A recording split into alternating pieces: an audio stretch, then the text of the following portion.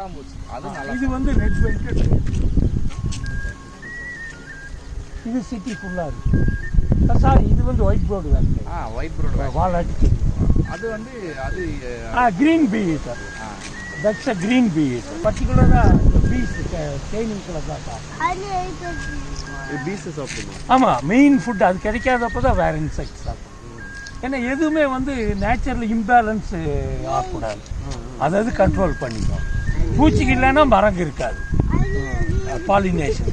So அந்த பூச்சி அதிகமாகாமல் இருக்கிறது கண்ட்ரோலிங். இது எல்லாமே நேச்சுரலாக ரொம்ப அதை புரிஞ்சிக்கிறது தான் நம்ம வந்து தேனீக்கெல்லாம் முக்கியங்கிறோம். ஆனால் தேனீக்களை போட்டு தள்ளுறதுக்கு இந்த பீ ஈட்டர்னே இருக்கு.